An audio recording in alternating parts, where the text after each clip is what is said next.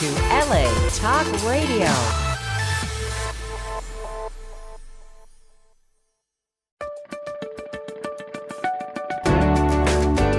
You're listening to Abracadabra, Create What You Speak, with iLan Azoulai, only on LA Talk Radio.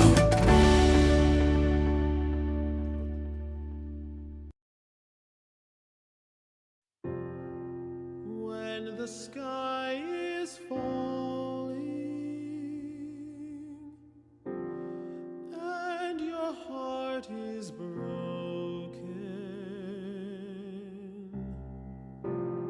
are the angels calling? When you are alone,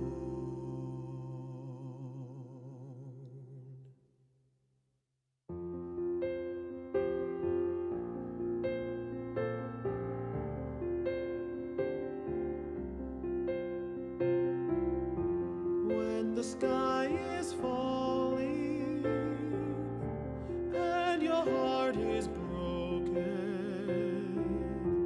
are the angels calling? When you are alone,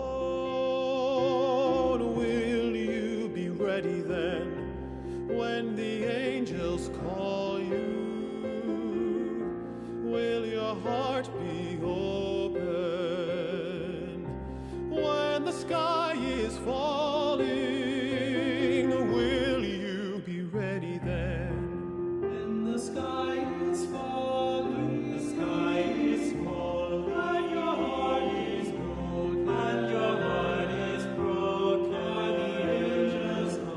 are the angels calling? Are the angels calling?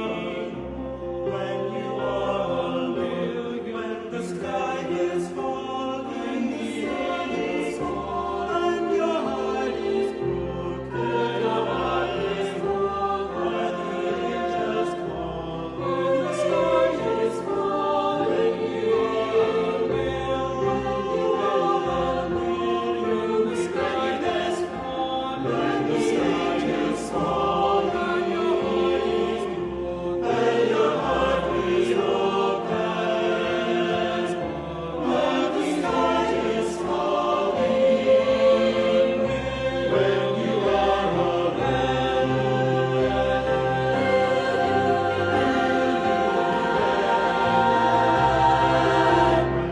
when the sky is falling, and your heart is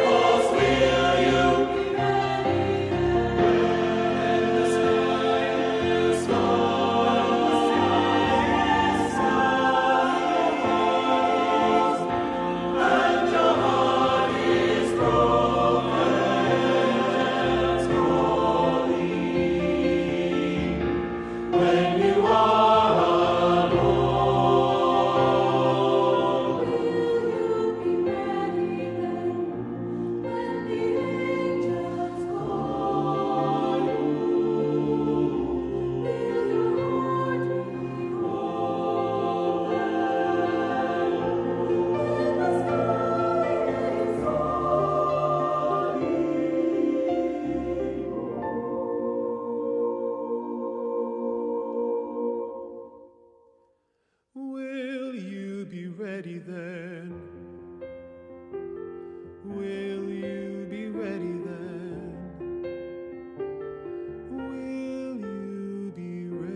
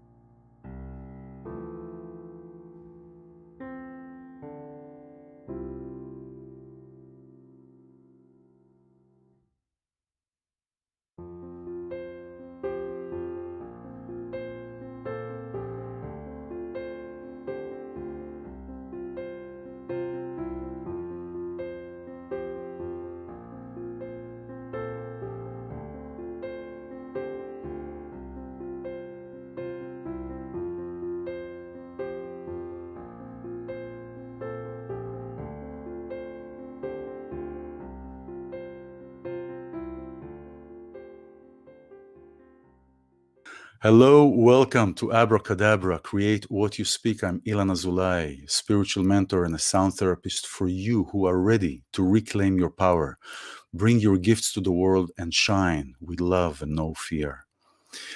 This program is a program of empowerment, bringing people from all walks of life who are shining their gifts to the world and bringing their light to the society.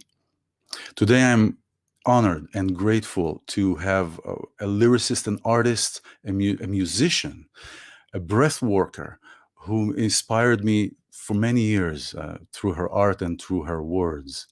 And I love words. Julie Flanders, she's an award-winning Amazon #1 best-selling poet and songwriter whose work bridges genres. She's co-founder and lyricist of the influential recording artist October Project.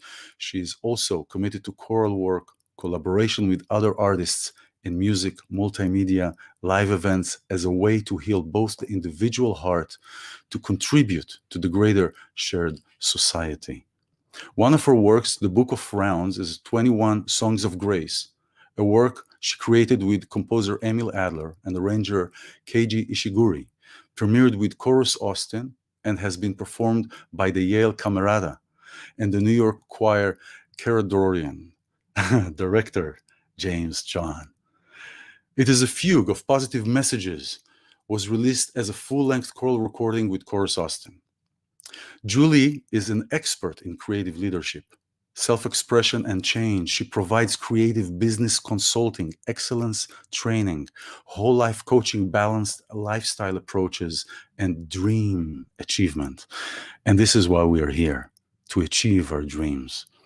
And as Mike Bohm said in the LA Times, Flanders and Adler create lush musical architecture. Flanders' lyrics don't shy from occasional reference to the Bible, Shakespeare, and ancient Greek myths. At the same time, her core subjects are anything but arcane. Her characters are typically caught up in high-stakes searches for love and spiritual awareness. So without further ado, I'm really excited and honored to have Julie join us.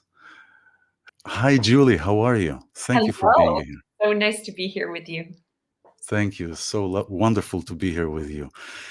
So you're here. We've been talking this morning, and now we're continuing our conversation. I was introduced to your work with Emil through October Project. Magnificent music. So bad it disbanded in that format, but it's still going and you're still producing.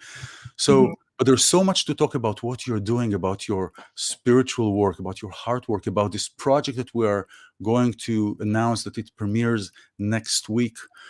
So next week on Thursday, and there's so many things that we want to talk about. So please tell me, tell us, how did you start? How did you start writing? I mean, when did you start writing? Tell us a little bit about you. I'm sure you'll do a better job than I did just now. Oh, I'm not sure about that, but well, one of my aunts tells me that as soon as I could get a pencil and a little piece of paper, I started writing poems and songs immediately. So the words to me, my father used to sing to me a lot. He had a very, very beautiful, deep, wonderful voice and Mm. sang to me every night. And I think between his love of song and my mother's love of whimsy and rhyme and Ogden Nash and Dr. Seuss, who I know is out of favor right now, but a lot of my childhood was spent in poetry as a sort of a nighttime go to bed story. And Mm. so very, very early in life, I knew I was a writer. I knew I was a poet, and it got fed back to me by the environment I was in that was true. Mm. Wow. Yeah. So and then you continued. Did you continue? Was it obvious that you're going to be in poetry? Obvious that you're going to be in art from your parents' standpoint, from your standpoint, growing up? It was obvious I was going to be a writer. Was So obviously. and I consider myself a writer, though songwriting is something that I am best known for. I write all the time. I write tremendous amount. So I feel like my father was a journalist, and so I had the natural music of writing inside me from my family. It was sort of just something that was true. Words were very important to him and to me. And Hmm. Words were always my instrument in a way. Like I always enjoyed the play of words and how they change depending on which word sits next to which word and how. Yeah. I was fascinated by that. Like I remember in high school that I wanted to get a dictionary of homonyms. I wanted to know the origins of Uh-huh. words. Where did they come from? That kind of thing. Because words tell a story. They travel, they travel from culture to culture. They tell the whole history of humanity. If you follow the words back, you get back to the first sounds we made that had meaning to one another. And when I was young, that's what I wanted to know. That's what I wanted to study. Where did the language come from? What Mm. is the true mother tongue? And it's Well, music, really. It's music. music. Well, I was thinking that you were talking about where the origins of letters, of words. Mhm. There are there are words in English that originate from here. I mean, languages back in Babylon. From Babylon started 70 languages. So it Yeah. was. So English is completely watermarked with other cultures and other times. It's Yeah, just and Hebrew also, especially. yeah, Yeah. right. There's a lot of exciting layers and nuance. I mean, I know you speak several languages, so you understand that translation Yes. is fascinating. Just the idea that you can read a Rumi poem, and if you read Oh, Coleman Barks, it's completely different than some of the other translations where it doesn't really animate. You this know, is wonderful. Poetry is a kind of animation of spirit, using words to make the spirit dance, I think. Totally agree with you. I totally agree with you. It's amazing. Words. I love words. I love words. I love how they sound. I love how they roll off your tongue. Mhm. It's like eating chocolate, right? It's like Mhm. eating chocolate. It's like eating chocolate. You feel how everything is swirls around in your cheeks, and Yeah. it's like it has this. And some words sound like they are. Like Oh, yeah. you English know. And, English is good for whatever you mean. I mean, I'm so glad I was born to English because it's a difficult language to learn if it's not something that you have first because of the the complexity. I mean, the fact that English is such a bastard language, so the spelling doesn't make sense, the pronunciation doesn't make That sense. makes sense. For Words are example, all puns. like for example, when I say you, right? In Mhm. Hebrew, you have you for her, for him, for they, for us, for them, for Mhm. it. You know, Yeah. Eh, And it- even when I think about, because I work a lot with neurolinguistics, and so let's say somebody keeps referring to their self-conversation where they're talking to themselves and they say, you to themselves. And if you simply ask that person, so who is it that's talking that's to? right. Who's the I there? Is it you or is it someone else's voice? It's very interesting. Our internal conversation also carries the mark of the linguistics we grew up with. And linguistics are just incredibly powerful for healing. Fascinating. Also in Hebrew, Yeah. slang, like a common conversations between Israelis, they will talk, when they want to talk about themselves, they'll say, you go, you do this, you do that, and then you find out that it's like that, and then it drives you nuts. Stuff like Yes. that. Yes. They're talking about themselves, but they're using the second person. It's very, very interesting. And different languages do that differently. And you realize that's why people have so much trouble, even two people sharing a household use words differently. Its Yes. meaning is lost. And it's amazing that we can communicate at all. But I feel that in song, what happens is the words go and they unlock in the heart of the listener. And so for me, though I have a meaning for a song, it doesn't matter Yes. my meaning. It only matters what happens for the listener. And if they listen into a song and that song unlocks for them, I've had people tell me stories about songs that I've written. I'm like, that's so much better than the story I had. Can I use that story? That's a really good story for that song, And I find that even over time, I was very late to singing. So over time, what I found was that the relationship between a writer in a song and a singer in a song, or even a producer in a song, is each different and unique. So as a singer encountering a song, the meaning is very different than as a writer expressing Yes. a song. It's like a composer that sings versus a composer that doesn't sing. Very, very different. And a lot of times I think that the standards of the song could be higher from a composer who doesn't sing to some extent. But singing is a really, really challenging art, a beautiful art. It's like acting on a tightrope. It's the best singers have very big job to resonate meaning just through their being, through the breath that comes in and out of their body. Yes. Wow. So I'm going back to what I want to talk about Sure. what's coming up Thursday, right? And we'll get much to that, because this is really based on this. This is really a breath work, isn't it? It is. It's extraordinary because that is such a fundamental topic. The Book of Rounds is absolutely a work of, spiritual presence. It's a work that's meant to help people and surround them with like a lullaby of protection. So, to me, that whole sense of creating a soundscape that protects or freshens or enlightens or enlivens people is the same thing you're doing with your sound work. It's when you get into the center of a healing sound, there's nothing like it. There's nothing. Sound is the ultimate medicine for body and soul. Yeah, and I feel like a lot Ultimate. of the things that we value so much, like the computer or the phone or the whatever it is, would not be valuable without music. There's none of the technology that we use that would be valuable without music. That's true. Babies, think about babies that are in the womb of the mother, and they listen to songs. They listen. Yeah. They flip the song. They flip, and then they remember the songs. Mm-hmm. They remember the songs. They remember the songs when they are born. And I remember singing a certain song to my son when he was born, because I was singing to him all this time through the belly of his mom, of my wife at that time. So good. And then he would, as it would come out, and then he would relax, And so it was definitely. And at that time, I wasn't.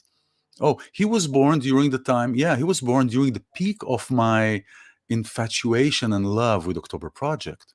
Oh, how wonderful. Yeah, I was born in 96. And, amazing. So he's the same age as my son. I'm sorry? He's the same age as my son. Yeah, 95. Oops. I hope he doesn't see that. I said it's 95 tipping into 96, like December 23rd. So okay. Yeah, so that's right. And it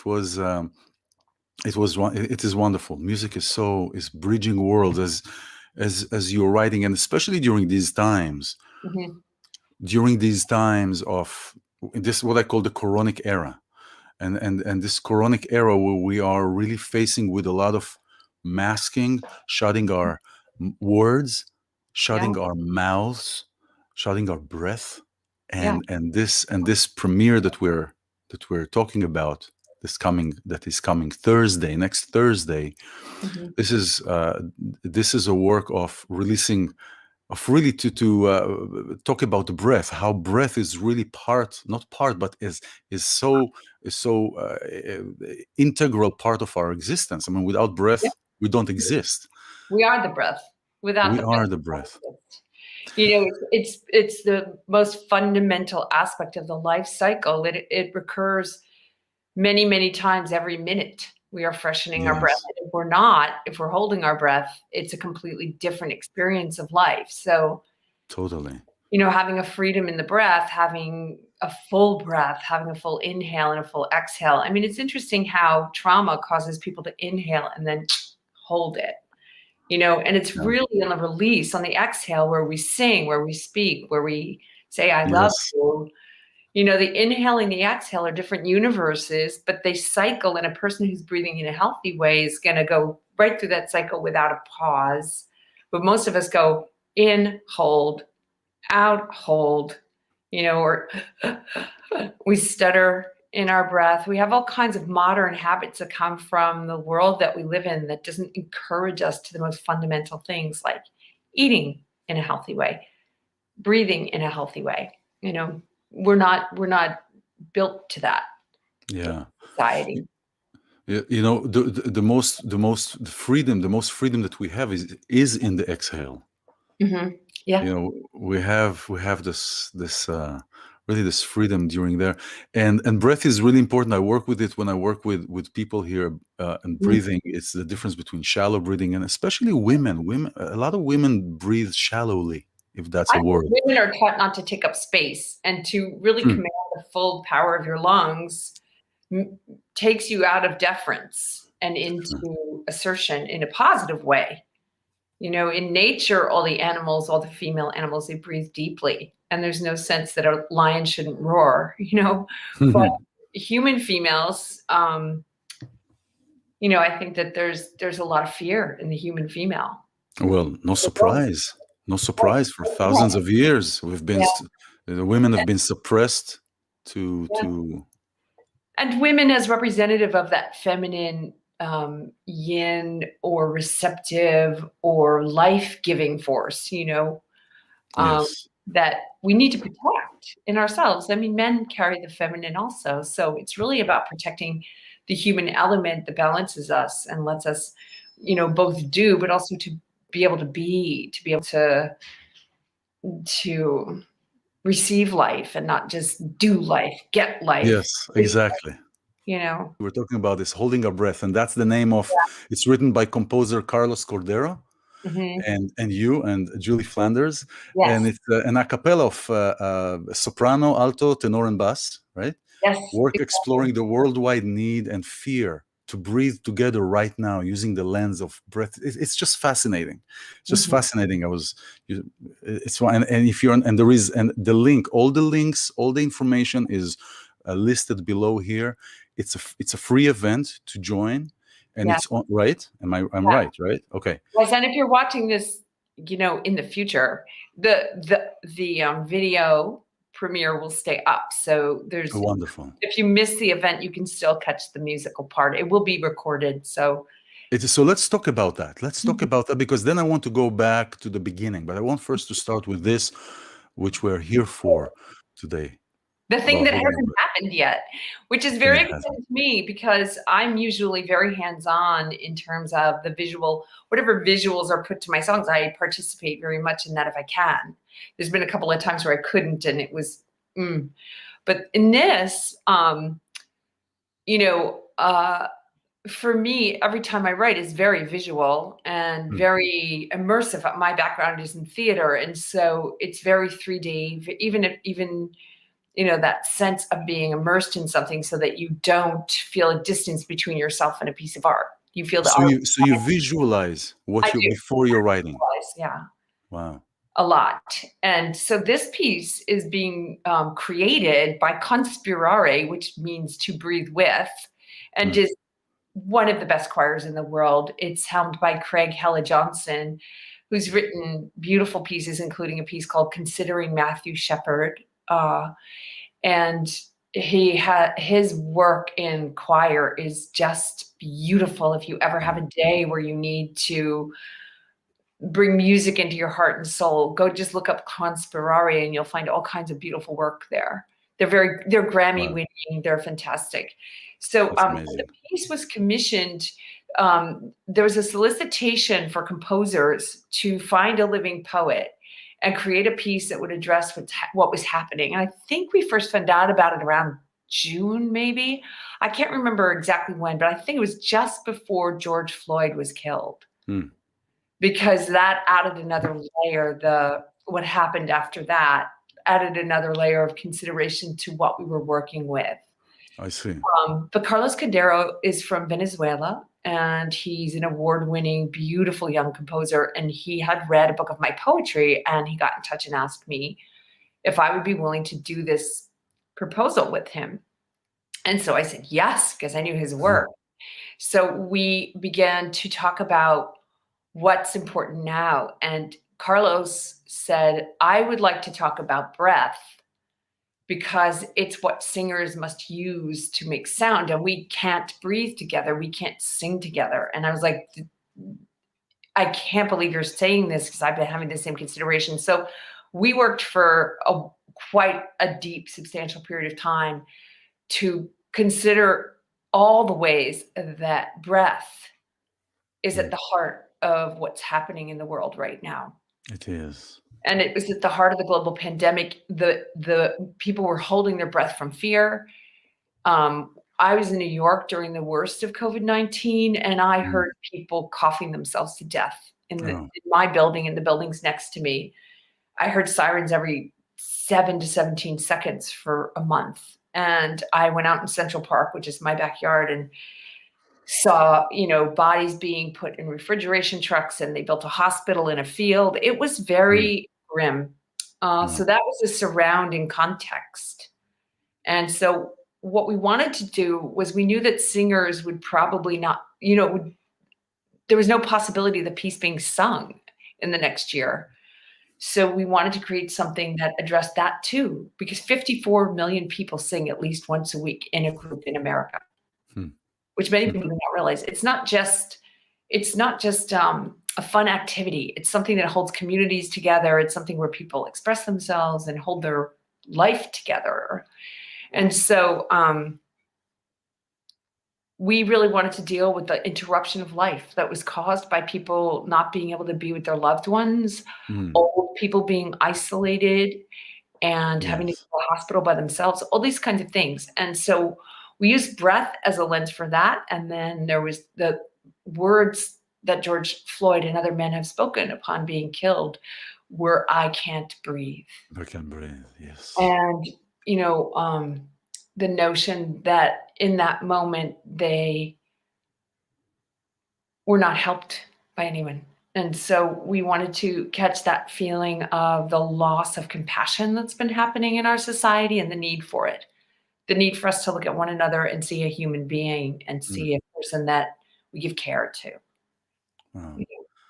This is so wonderful. This is so beautiful. Thank you for being there and creating that in this fashion.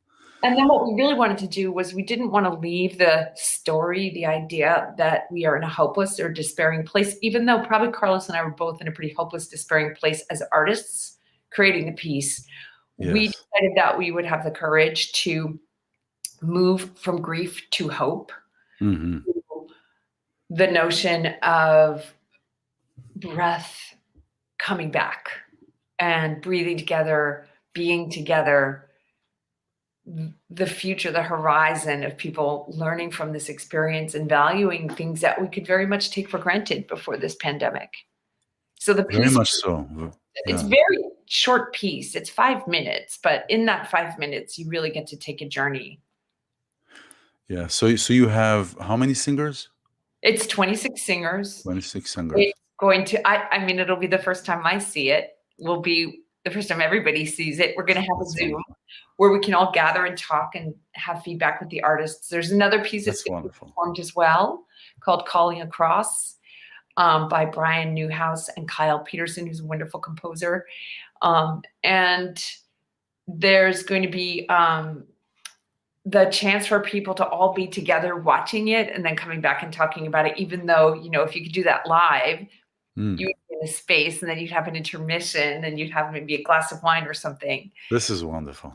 This will be, you get to do that at home, but all the singers really, they have to each sing in their own space. And then we have to create a choir from that. So Craig Hella Johnson will be harvesting these beautiful voices from some of the best singers in the world and putting them together. And hopefully it'll all sound like it happened in one space at one time. Yes. Oh, wow.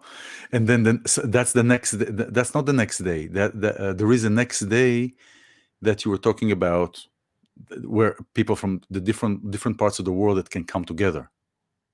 Well, the next day after that premiere, we're announcing another. We've done. I've done one really big virtual choir and one really small virtual choir of just one person this last year. Exactly. But we did a virtual choir of joy last summer. Yes. October project. My creative partner Marina Belika and I. She's wonderful. She's wonderful. Wonderful singer, wonderful human being. My best friend for my whole life. This is good. And she and I got this harebrained idea that we would do a virtual choir and we would try to help singers and give people opportunity. And we were very inspired by Eric Whitaker, who was kind enough to jump on a call and help us. And we ended up with 163 people from all over the world singing this choir of joy in the middle of despair. And people were singing and dancing and playing instruments, and it turned into quite a hullabaloo. It's beautiful. It's a beautiful piece. It's really wonderful. I couldn't be happier with it. It's just also so strange to see just people I don't even know. I don't know these people personally, and they're just from all over the world, and they feel like my family. They feel like friends. I love them so much. I love that piece so much. That's how it felt. That's how it felt when I watched that piece. That's how it felt. So here is joy. I want you to see that.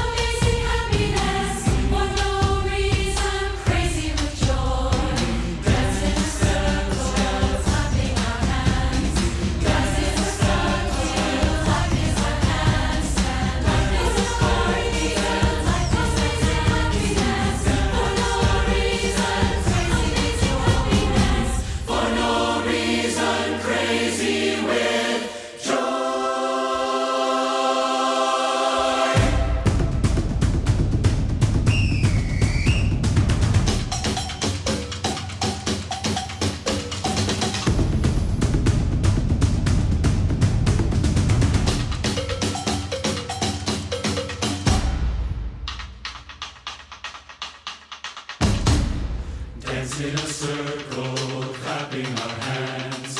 Life is a cartwheel, life is a handstand. For no reason, amazing happiness. For no reason, crazy with joy. Dance in a circle, clapping our hands. Life is a cartwheel, life is a handstand. For no reason, amazing happiness. For no reason, crazy with joy.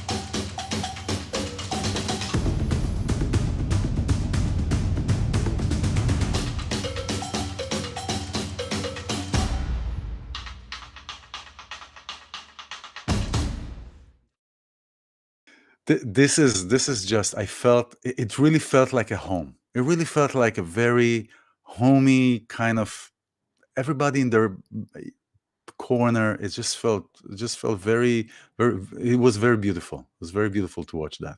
So I Yeah, watched it like our I editor. think this was like the fifth time I've been watching it.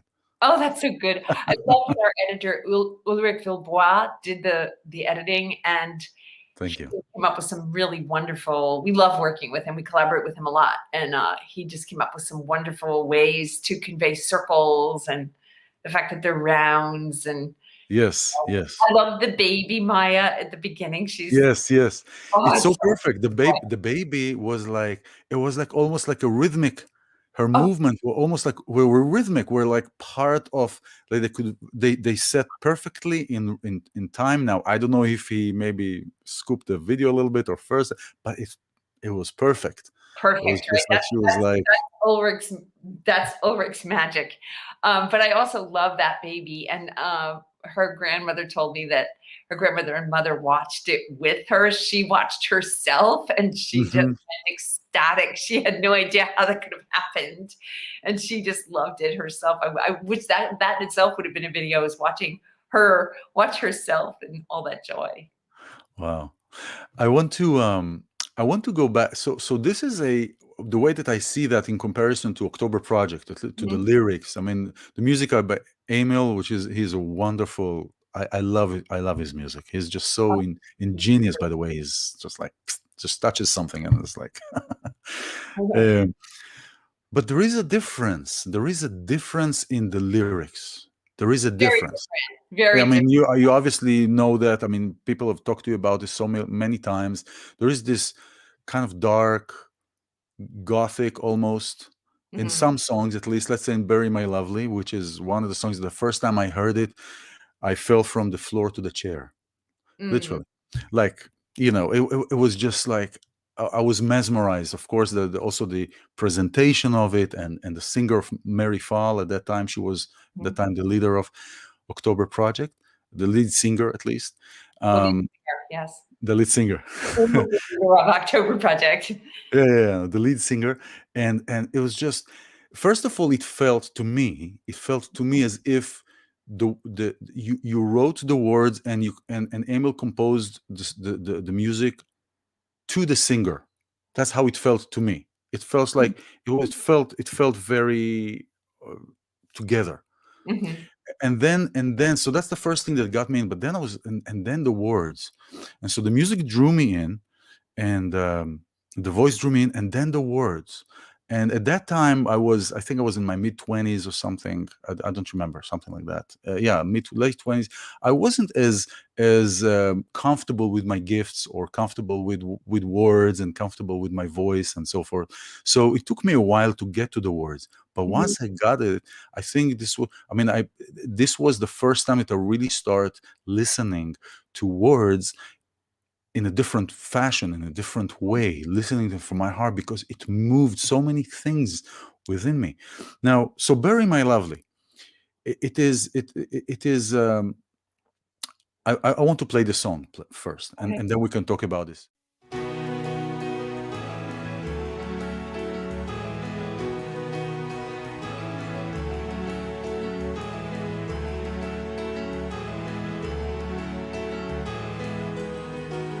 Cover the mirror, hide in your dreams. Forget what they told you. Forget what it means.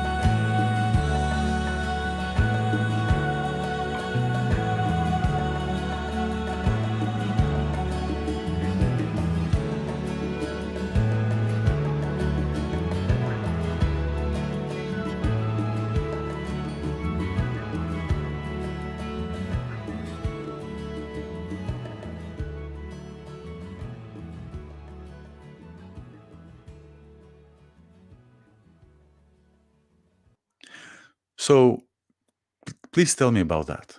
Please tell me about that song. What is going on there? Where are you coming from? Where were you? I mean, is it? Well, I think the song could be listened to different ways. I think that Josh Taft, who co-wrote the storyboard for that with me, the video, I think he understood it really, really well. And I think he's an exceptional director.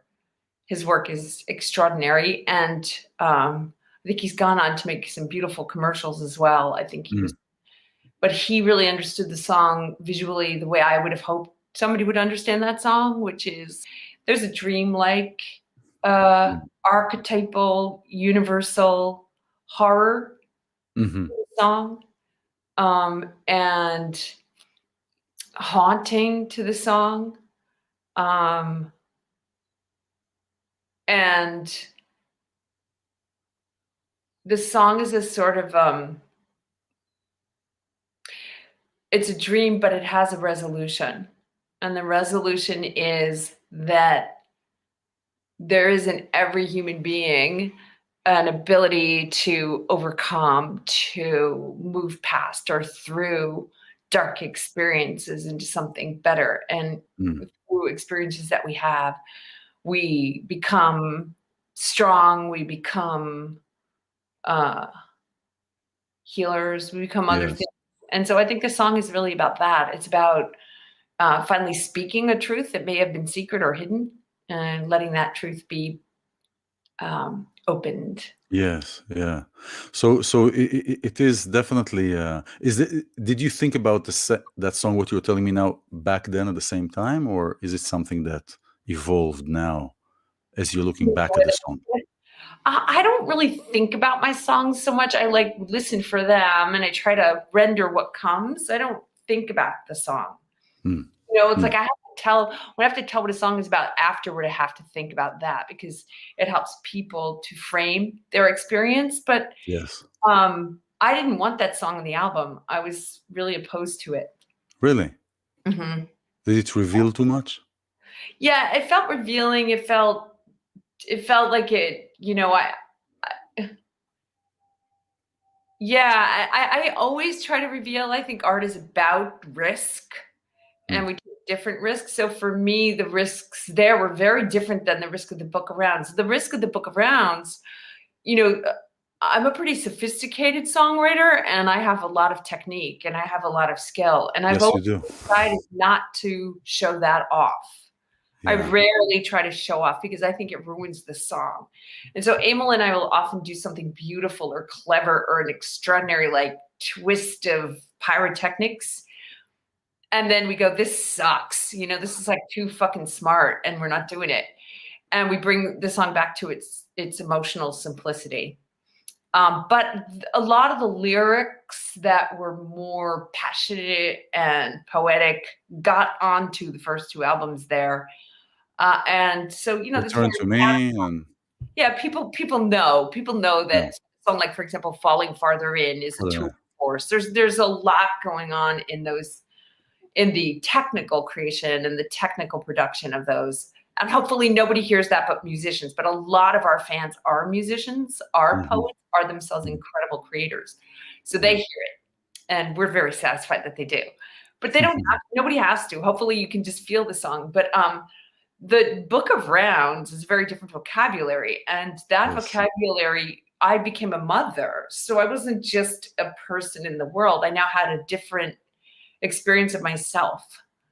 And the vocabulary we use to make a child safe is different than the vocabulary we use to discharge evil. That's right. To express what happened to us or others we know. You know, for example, I know people whose parents have gone through war and never told them until very much later in life, right? And I think that for me, the Book of Rounds was a completely ego-free experience of writing. It's very technical because every round has a lyrical round and a musical round, and they form infinity circles. And so there's stuff inside this stuff inside, like a mirror inside a mirror inside a mirror in every song. But the words sound very, very simple. And I even had a woman, because people always want to tell you what they think, come up to me and say, tell me how simplistic my writing style was, and she wasn't sure why anyone would want to sing it, because Book of Rounds to her was just childish. Really? Wow, Interesting. I don't even feel insulted. I just feel like you missed the point.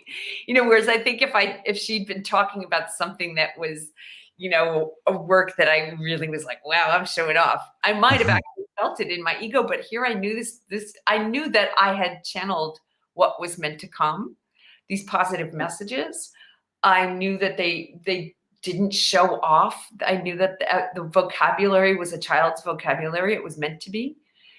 And I knew that they really took the risk of beauty. They took the risk of care. They took the risk of caring too much, being sincere. They took risks that we don't take in our society. They took the risk of love and care and being a sap, like the one who cares too much. And I thought to myself, okay, that's me. I always care too much, but I'm okay for people to see that now. Well, this is wonderful, Book of Rounds. There is a trailer, there is a promo that I want to show of the Book of Rounds where you and Emil are talking. Marina is talking there too. Yeah, Marina is very instrumental to the Book of Rounds.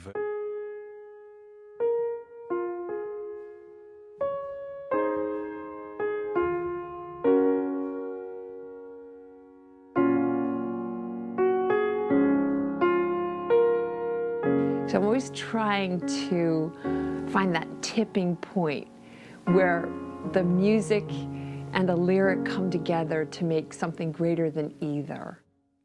In this garden I know who you are, blood in the dust of a fallen star. The Book of Rounds is a project that tries to create a meditative state. I think of rounds as joyous. I love rounds. The messaging is intended to harmonize the listener. Rounds make me excited, they're fun. When you're singing it, you love singing it over and over again because the physical act puts you in that Zen state. We can comfort each other and start to live. I'm always starting with something beautiful, something wonderful, something carefully wrought and finished. And my biggest thing is I don't want to screw it up. Light will move through broken places, soften the edges of empty spaces. The project grew very, very organically. We actually conceived of them as 3 sets of 7. The first set, the simple type of round. Second set, a little more adventurous. And the third set, accompanied. We put out this original group of 7 on our own. We have this whole new crop of rounds that no one's ever heard that are as fun to sing as any you've ever heard. And so each of those would be wonderful listening experiences, 7 at a time. It creates a kind of an avalanche of sound and harmony. Just if you need a world to belong to, look around, you're already home. And what you seek, you've already found. Turn around to me, you will see no reason to leave. I am Keiji Ishiguri, and I am the arranger and the pianist for the Book of Rounds. We began to connect with Keiji originally thinking that he might make just some simple choices about the rounds and how voices would enter and start this swell of experience. And he got very excited about doing a lot more than that. Keiji came to us really through our Yale connection, I'd say, most of all. One of the great joys of putting together the Book of Rounds was returning to Yale. Dance in a circle, clapping our hands. Life is a cartwheel, life is a handstand. For no reason, amazing happiness. For no reason, crazy with joy. For no reason, crazy with joy.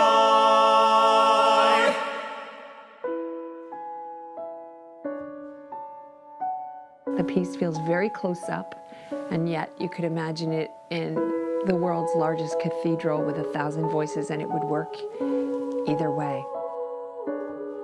We have known each other since we were teenagers. We love what we do so much. We feel so lucky to be together still and to be making music. I guess we live in a real living harmony of experience together, of which this is a very direct expression. Will you be ready then? When the sky is falling,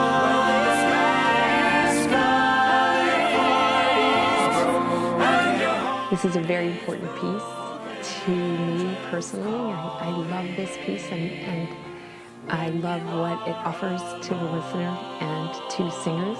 will you be ready then? When the angels call. We've enjoyed producing this piece and inviting other people to come and collaborate and play with us and sing and create with us in the frame of the Book of Rounds.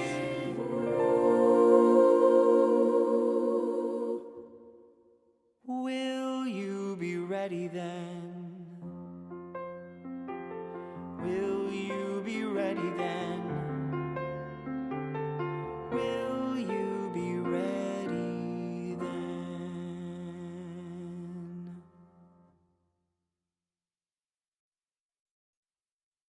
This is beautiful, and it feels like you went from self, let's say, era of Bury My Lovely, let's say, for that, and then you're going into, as you said, you're a mother, so now you're caring for the other, and now you're in the world.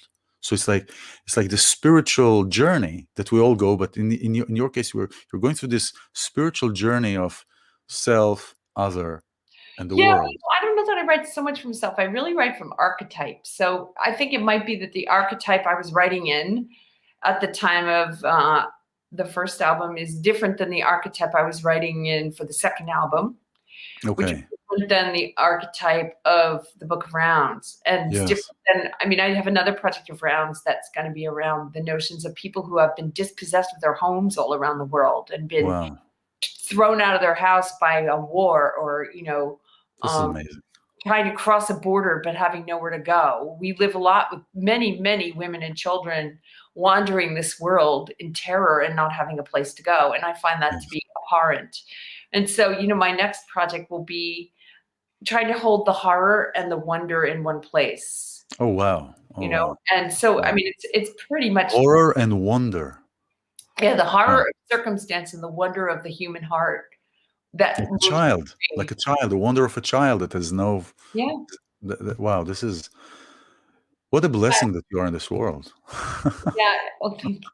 You know, I think of Hansel and Gretel, and how someone once said to me that Hansel and Gretel had been adapted into a theater work as a metaphor for children who were released into forests by their parents and told to run to avoid the Nazis. And I was very powerfully frightening and just unbelievable that it's true that children are still being, you know, in Cambodia that happened. It happened in Rwanda. It happens now in certain places in the world, in Africa and Myanmar.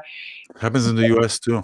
And in the US, yes, exactly. Well, that, I mean, and trafficking and all this kind of thing is like that, you know, we would like to believe that we are free of that. And it's this is the time where people are enslaved more than any other time in history. And it's completely shocking. It's just completely shocking. And so I feel that art and love are the defiant energies. Love is the defiant energy, refusing to hate, refusing to hold it, forgiving. Yeah. That's a very powerful, strong, frightening thing to do. It is, you know, it is frightening because it takes us out of what we've been indoctrinated. Yeah. We've been in, and it has to go, and it goes with patriarchy.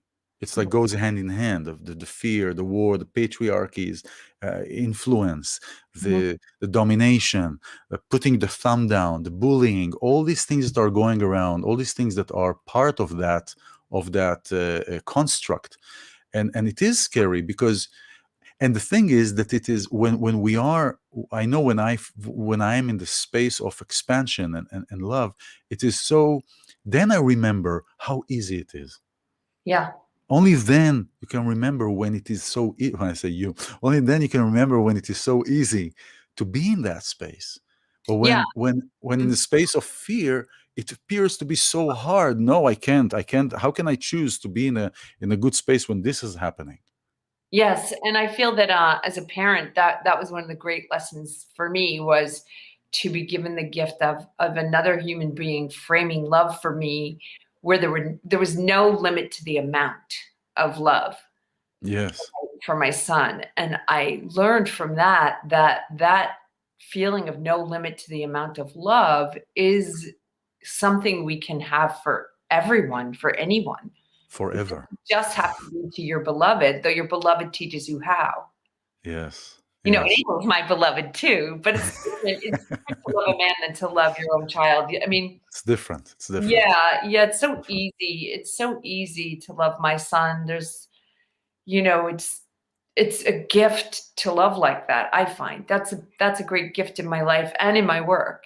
Although I would say that as a mother, there's also been constraint to my work, because I do have a very dark edge and dangerous sense of what I can explore, as a poet, as an actor, as a performer. I mean, I don't fear what other people, I'm not scared to go in the basement as an artist. I'm not scared to explore and provoke.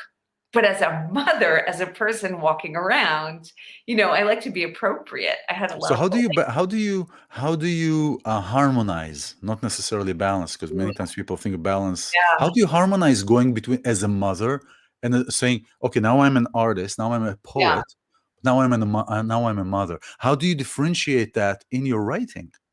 Ilan, or do you? That's a great question, and I realize that I wonder if a group of women my age were to have that conversation, or a group of women 20 years younger or 30 years younger were to have that conversation, if the conversation would be different, because, I'm the first woman in a lot of situations, and women now, they have more of a sense of balancing ways of being in the world and being a mother. But when I became a mother, that was very divided. Yes.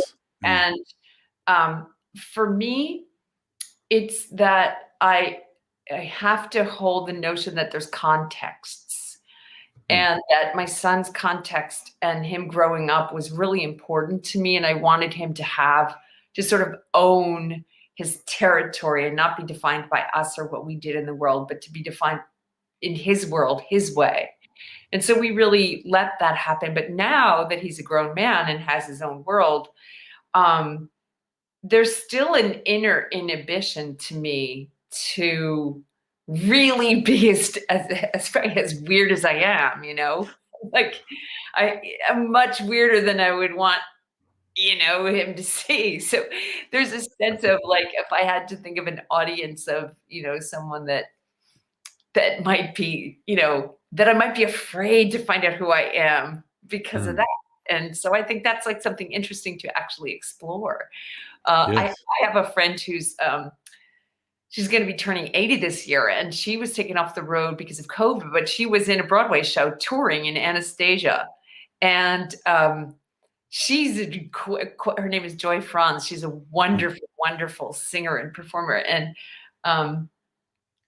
we got together, and I was saying, if you at 80 started to do this comedy show, I would write it for you, and I'm going to call it Bad Grandma. Oh man, that's amazing. That's hilarious. You go nuts, and we just started thinking about how many ways could grandma be bad, and I thought to myself, oh my God, giving permission to an 80-year-old woman to be bad, streak through a dinner party, or come and just embarrass everyone in a family setting, it just delights me. So I think maybe I'll just express it as a writer and put it in. I think probably my greatest gift really might be comedy, that you wouldn't know it from all the melancholy I put in the world. But I have an urge to that right now. I want to write Bad Grandma and star all my friends in it. Yeah, I mean, we come to a place and time in our life where things really, we see like what it is. We see what's important in creation, what's important in our life, and what's important in regards to what people may say, what people may not say. And then we come to this place of, you want to write Bad Grandma. I do. Exactly. And you had to go through all these stages. Because I want to be Bad Grandma. It's really the truth. I just really do. But, you know, I might be chicken for that. I might just have someone else be Bad Grandma who really can do it. But, you know, I think I have lots of ideas for Bad Grandma. I know things you can do, you know. And Bad Grandma can be totally different from what I think Bad Grandma is. And that is what's hilarious about it. Oh, it's so funny. Because Bad Grandma knows who she is. She's going to be who she is. And it's not going to be how you want her to be. It's going to be how you want her to be. I don't even know what Bad Grandma would want me to write for her, but I know that she will definitely always want to be the star of the dinner. Man. You know, living in New York, I really grew up in a place where, you know, women can assert themselves more than almost many places in the world.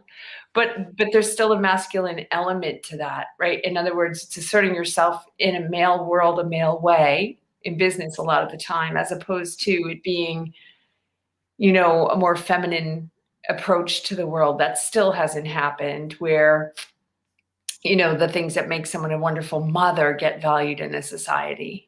Yeah. As a mother, you know, this is the thing. Today as a mother, there is almost like the mother has its own, the mother term and role has its own world. But anything else that has to do with nurturing, being the roles that come from creation, that we were created in such a way. Like, I see that a woman is the interior minister, and the man is the foreign minister. There is a lot of the interior minister that is in her nature and the best of keeping of managing and holding and building the castle. And you know, and many women take offense to that because they feel that this is because it's what's valued. And so, in other words, the male element gets valued by society and gives a person agency, and the feminine is devalued, as is very witnessed by the fact that if a woman decides to stay home with a child and raise the child, there's no economic value to that by the society. And yet, now that we see what it means to have a society that is bereft of caregivers, and we see the cost to society now that people have had to stay home for a year and had to assume a role that has no reward except its intrinsic rewards. It's very similar to music in that musicians do this incredible work that creates incredible value. A place like New York City, you and I have discussed this. New York City is a place-based economy, and what gives it value are the arts. You know, culture, dance, even sports, you know, these things that people do that are considered luxury choices for our life are very fundamental, not just to our lives and our well-being, but to our economy, you know. And yet, when it comes to who benefits from the care people give, who benefits from the music people make, it isn't usually the creators. It usually isn't the caregiver, the institution. And so I think, you know, that's an important topic for the future. That's right. That's right. We're talking about, you know, you said you didn't write for yourself, you're writing archetypes. But you know, many times we are referring to it from our own life, and that's okay. I don't want to dig too much for places you don't want to go to, but I could see that line, and that brings also to this point doubts. And I wanted to talk about doubts, that short film Doubts. That does bring doubts because that has to do with the artistic process. And you make me want to say something, which is, you make me realize that the courage of the artist is to go there anyway. And that embarrassment even is a wonderful energy that we avoid. It's the energies that we avoid that are art. And if I wrote from autobiography, I think I could never finish anything because I would know what it comes from. When I write I'll go there. I'll go right there. And I won't know how it applies to me until later, you know, when it's obvious, but I won't know until I do know, which is usually after the fact. So when you write, you create a barrier in your head or in your wherever, however you experience yourself, and say, No, I okay. don't create a barrier. I create an opening. I open a door. Well, but the reason I say, okay, thank you, but the reason I say barrier is because you said, well, I don't write about certain things, and I have to No, be that's in a not certain place to write. Yeah, I Sorry, don't write from autobiography. I'm sorry. I don't write from autobiography Okay, in okay, that way. I write from, it's as if I open a door and I shape shift into the conversation energetically that I'm compelled to have. yeah. So Well, the yeah. conversation feels as if I say yes to something greater than my own life. And then there are ways that story gets told to me. And of course they're personal, but they don't feel personal. They feel transpersonal when I'm writing. Okay, so you open the door, but then do you leave the door open? No, because you go back to the other phase. So you close the door. So there is a barrier again. So it depends which end you put the barrier in. Maybe there's a barrier to my life as Julie. There's a I see. frame to context. So I wouldn't say it's a barrier though, because Okay. because it feels like if you were in the room of a house, but I guess Yeah. a door is a barrier. It depends on how you see it. It does close you in and it does open out, or it does open in, right? So Interesting. So it could reflect the way that I'm saying barrier could reflect on the way that I grew up versus you're talking about the door, the way that you grew up or the way that you experienced life. I do think that Yeah. for me, my own life can be a barrier to creating, because I think about things I shouldn't think about when I'm working. In other words, for me, work as an artist is about telling the truth. And if your truth is inconvenient, you need to still tell the truth. If you don't like it, you still need to tell the truth as an artist. I mean, Yeah. I'm good as a person too, but as a person, if I think my truth is going to be alienating or hurt someone or upset someone, I'm going to mitigate that probably. I'm going to find a better way. But as an artist, I'm not. As an artist, I don't care. Okay. So you do this barrier because for me personally, I take writing classes in Hebrew, and I dabble here and there in English too. But English is my mother's language, but it's not really, anyway. Never mind. So the thing is that one of the teachers told me, if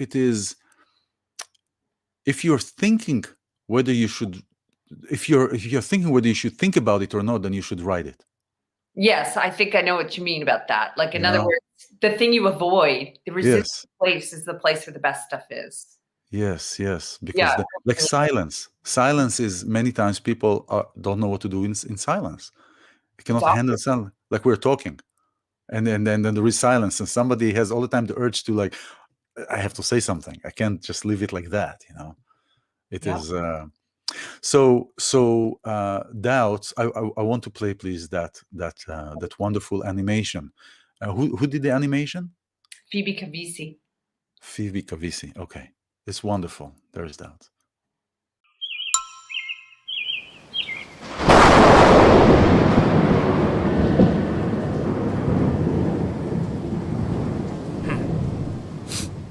Doubts.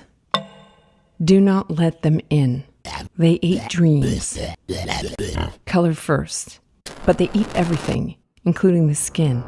Do not let them play. They always win. Doubts get fat on what you fear to love. They are always right there beside you, or sometimes hovering above.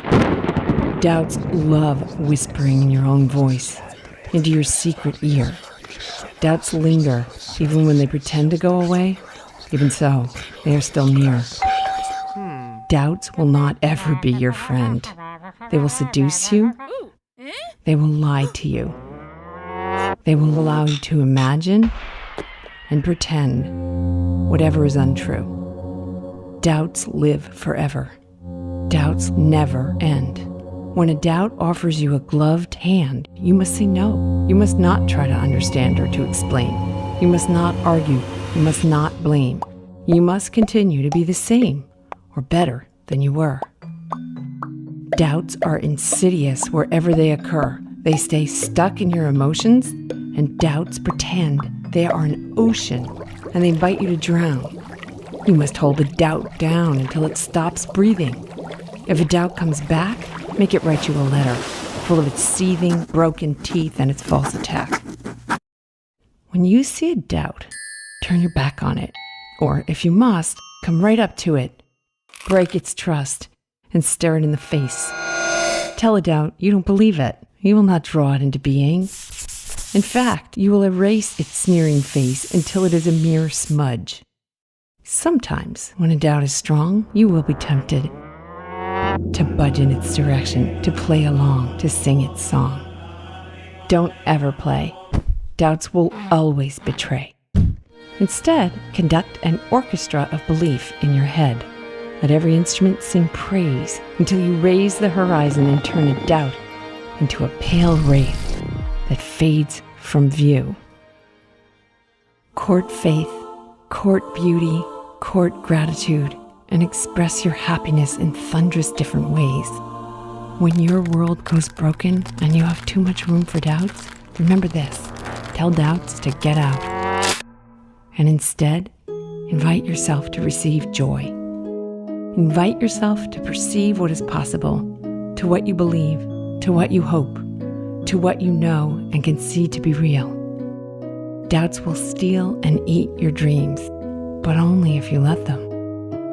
The best way to defeat them is to leave them and forget them.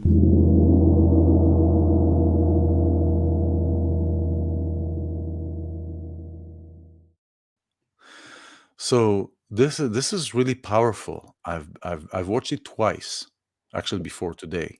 I've watched it twice, and it's really powerful. Also, the way that you deliver that, and so here and so true.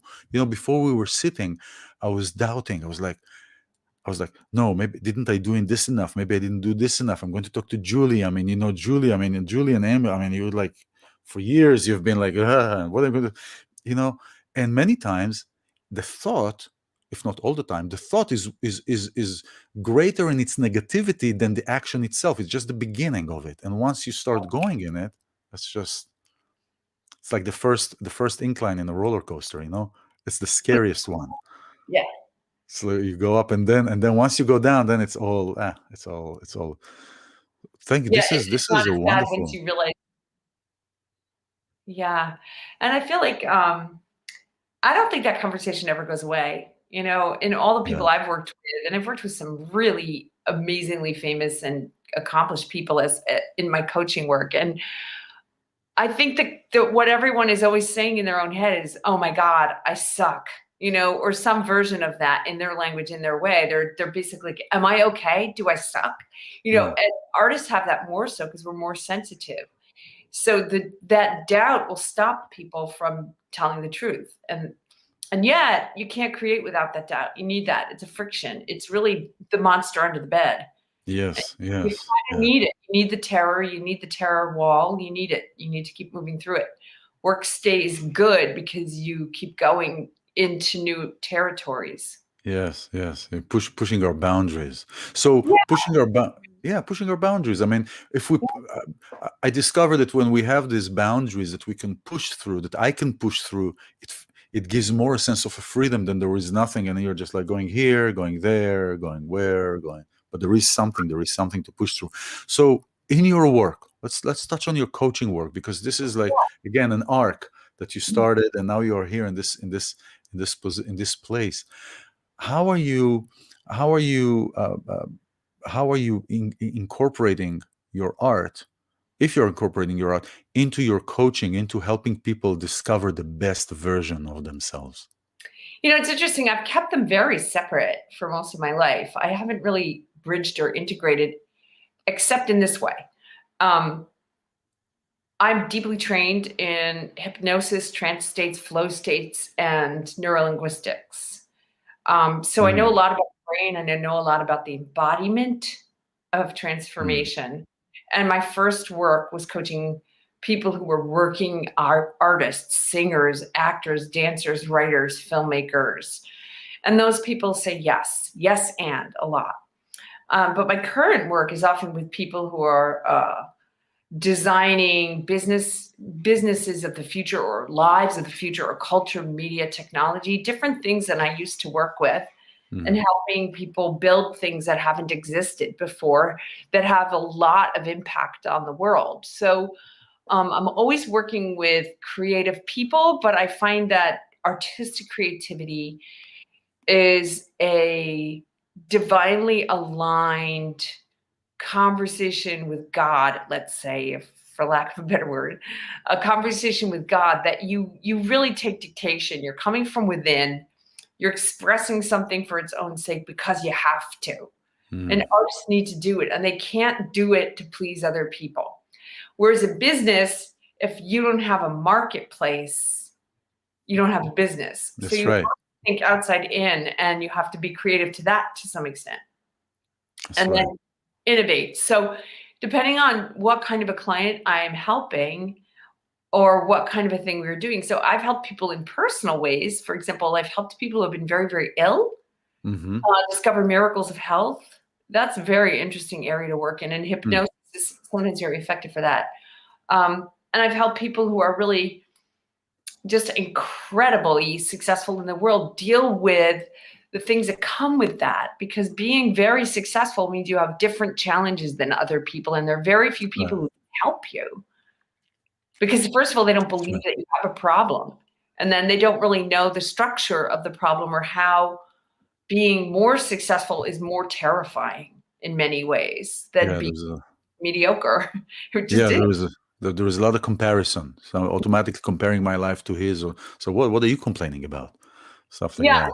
People have to navigate different territory, and I really love working with people who have leadership as part of their path. So I've worked with people who are really, really extraordinary, and I've worked with people who are in tremendous pain, and I've done every kind of work I could think of as a healer, and that didn't used to be my career. It used to be my calling, and it developed in a career almost by accident. I still think of it as something of a calling. So even though I may do it in a way that looks like a business, it never is to me. It never is a business. Yes, no, I hear you. It's art. It's an art. And you know that because you work with people and you help them find in their own spirit what they need for more good things to happen for them. I really love that. I really love it. Like every day I get up and I get to experience directly other people creating miracles, and it feels like my own miracle. Their happiness feels like my happiness. It's such a gift to work with people and have good things happen for them and be able to say, yes, right. To be happy for somebody. Yeah, to be so happy for someone. It happens every day.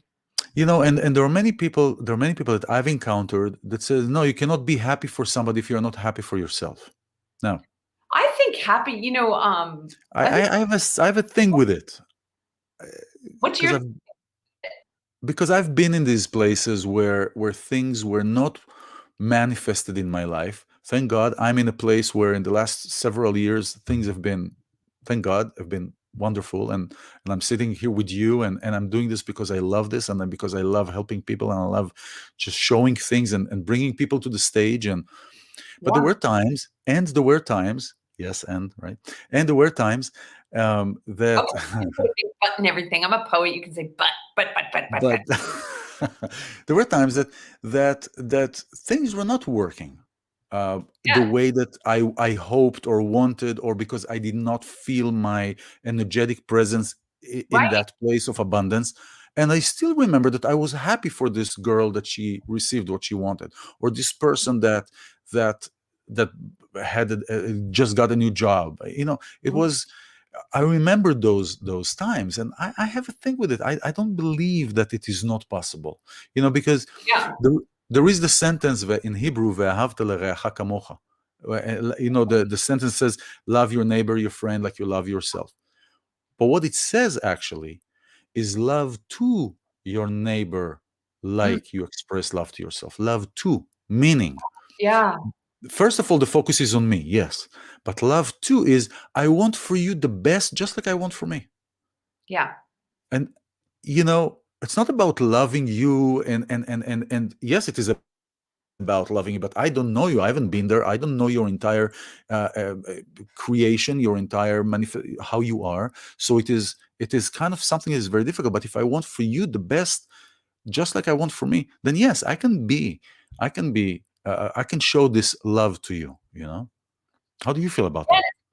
I mean, I think one of the things that people feel is that if you have a shadow side, you're a bad person. It's just not true. I mean, we all have shitty thoughts and feelings all the time. So what?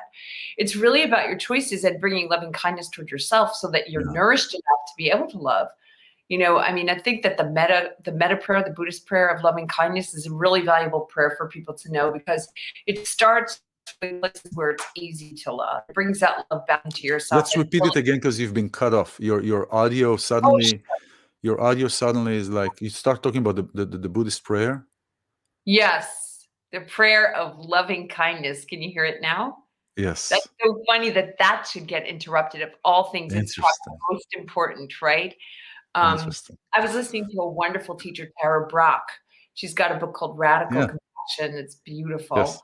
I know. And, you know, I really think that learning how to love, I mean, like if I were to say to you, iLan, how much of the last few years that got better for you came from love, the currency of love in love for yourself and love in your life. You know, it really does.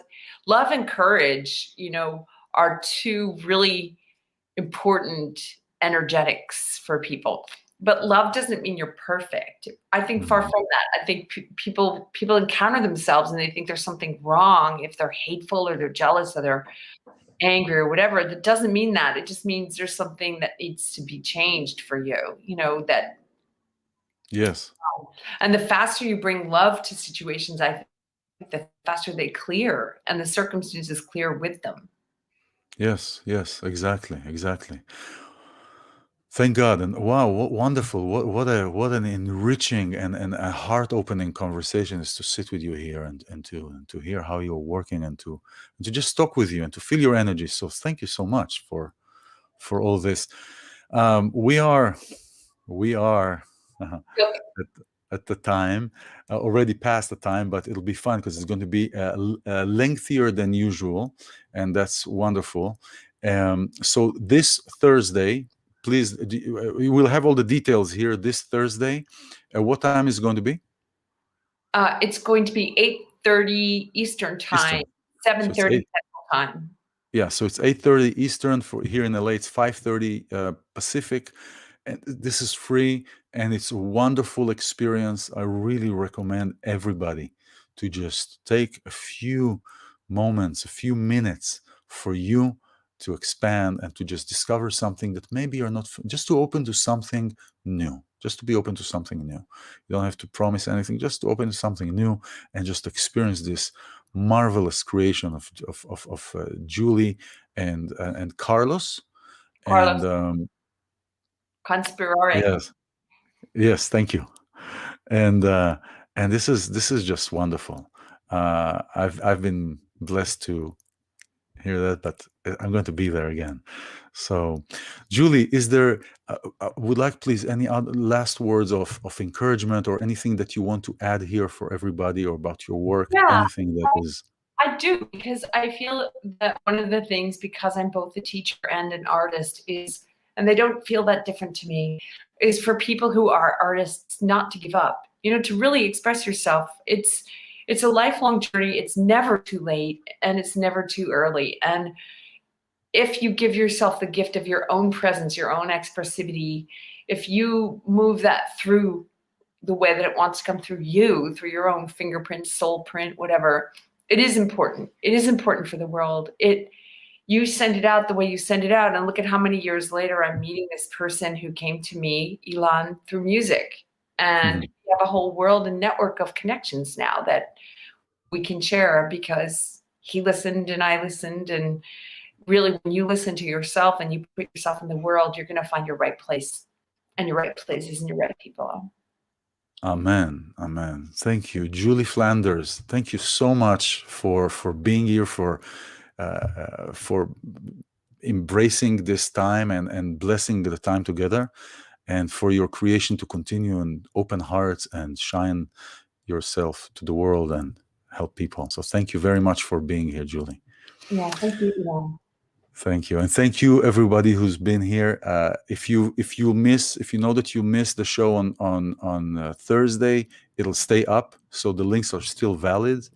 And thank you for being here and for the courage to show up and to be here and to listen.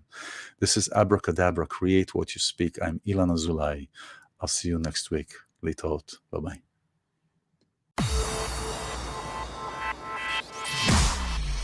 Irreverent, entertaining, cool. You're listening to LA Talk Radio.